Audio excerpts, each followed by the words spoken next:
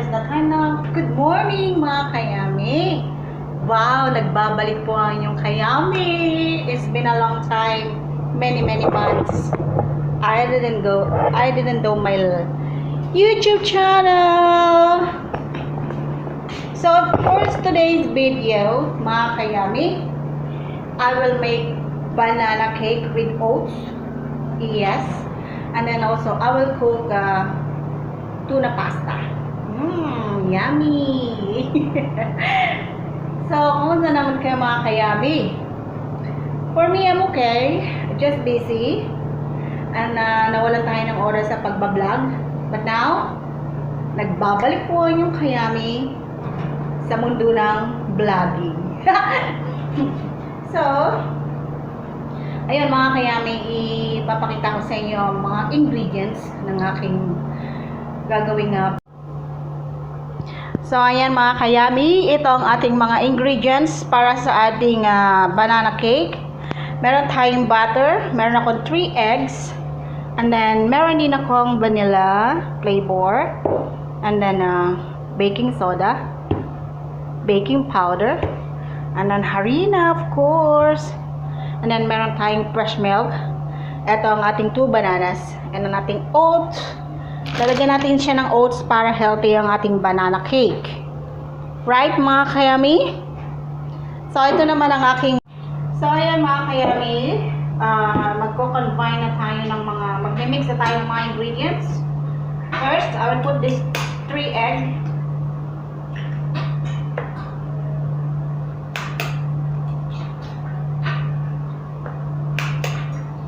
Okay. And then...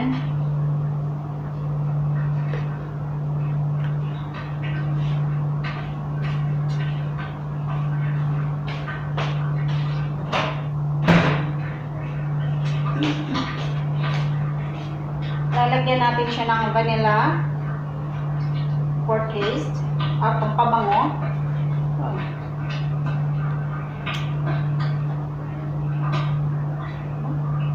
Ito siya mabuksan.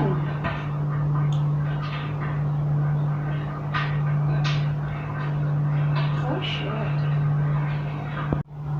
So ayan mga kayami, ito na yung ating butter. 1/4 cup to. Itutunawin na natin siya para pag minix ko siya is tunaw na po siya. Okay? Okay, so ayun na mga kayami. Ilalagay na natin itong 2 bananas natin. Akala nyo lang sira yan pero hindi po. Hindi natin siya pwedeng itapon. Magagawan po natin ng paraan yan. Kaya pwede natin gawin banana cake, banana bread. So, sa akala nyo na inog na yung na itatapon nyo lang yung banana, huwag nyo pong itapon. Kasi mapapakinabangan pa yan.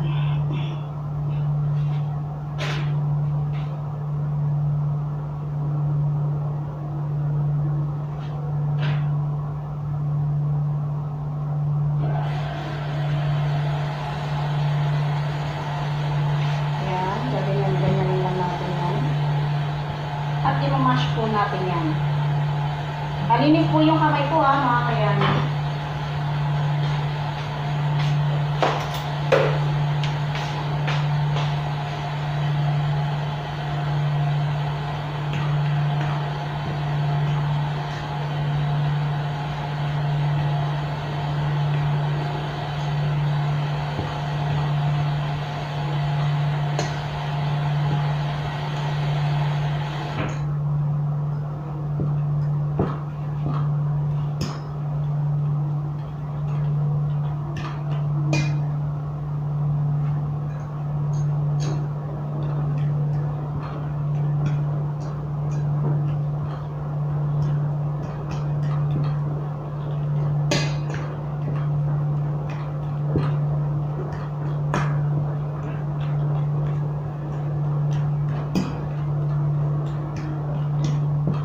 So, ayan mga kayami, na-mash ko na yung banana.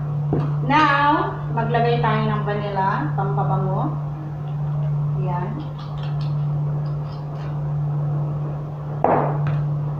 Maglagay rin po tayo ng konting asin. Lagyan natin ng konting salt.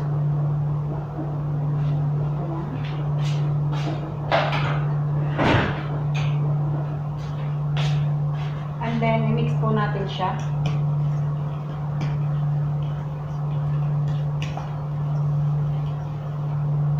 Pagkatapos po niyan, ilalagyan na natin siya ng milk. 1 and 1/2 cup milk.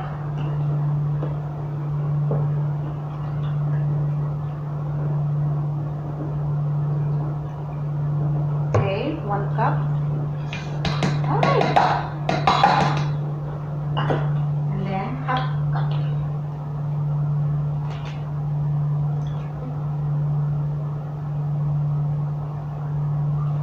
Okay.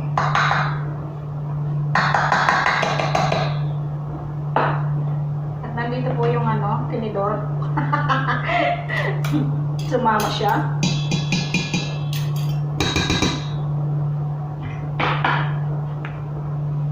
So, i-mix po natin ito all together.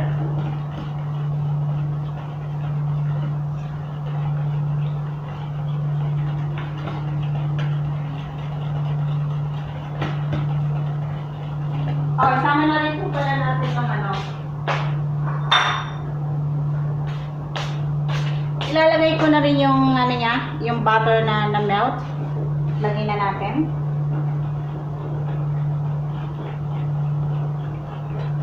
Ayan.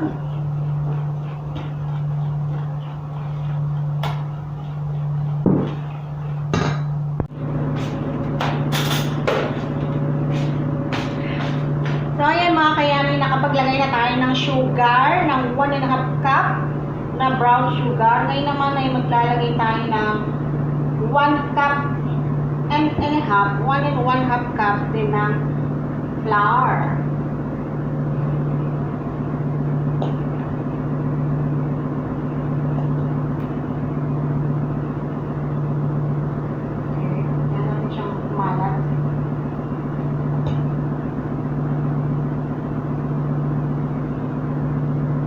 First, yung 1 cup natin na flour.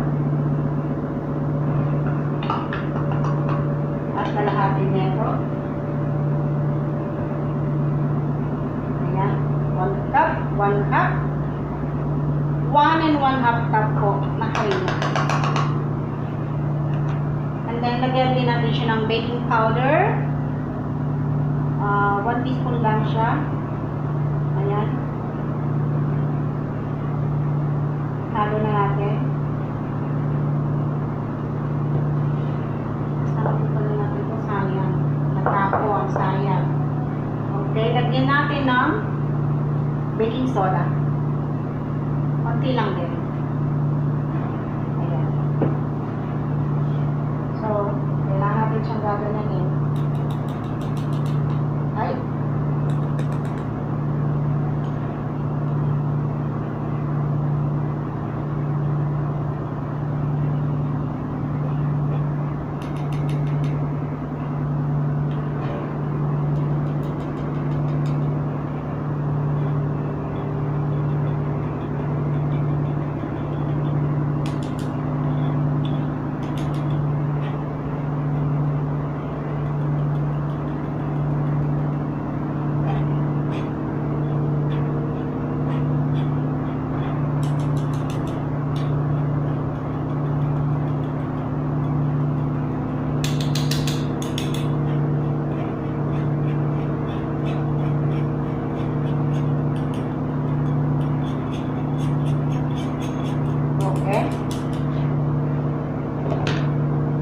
So now, lalagyan din natin siya ng oats, mga kayami, para healthy siya.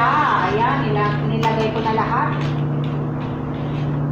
Dadagdagan ko pa nga para mas healthy, mas marami.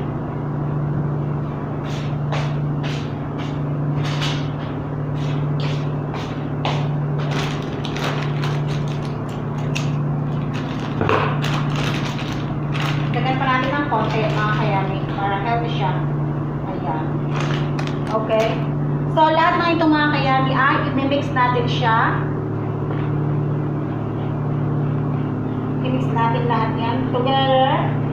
Andyan na po yung asin, asukal, harina. baking powder and baking soda. Yan. So, ayan mga kayami, mix-mix natin ng mabuti para mag-combine lahat ng ingredients. Mga kayami, hindi naman ito ang first time na ginawa ko to. Maraming beses na hindi lang ako nag-video. So now, sinipag ako mag-video at i-upload ko sa aking YouTube channel. Mga kayami, please subscribe my channel. It's Yabis Vlogs.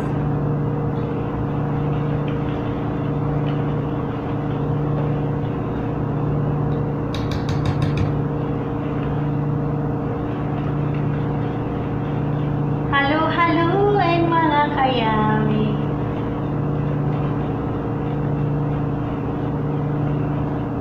Okay? So, ayan mga kayami, dahil na-mix ko na lahat siya, now, lalagyan natin ito ng butter para hindi siya didikit. So, ikalat lang po natin ng butter, magpaganyan. Butter po yung nilalagay ko. Mga kayami. Yung iba, oil. But for me, I like to put butter. Para mas lalasa siya. Diba, mga kayami.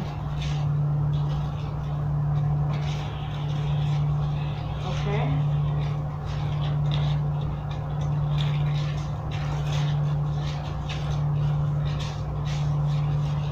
Ayan na siya. So now, ilagay na natin mga kayami.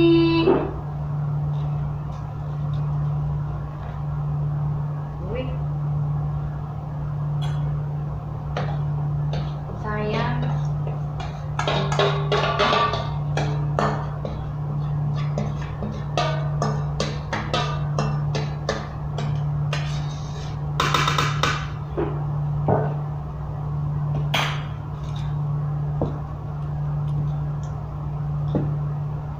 Okay. So, ayan mga kayami. I-bake na natin siya.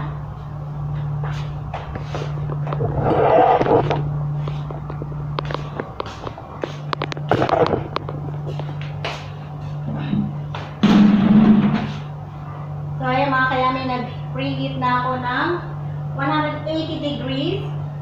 So, ilagay natin siya ng 20 minutes first. Tapos, i-check ko na lang ulit kung ano na siya, luto na. Init na siya mga kayami.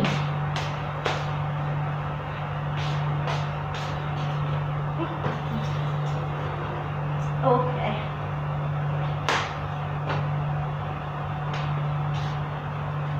So, after 20 minutes, i-check ko siya mga kayami kung okay na siya.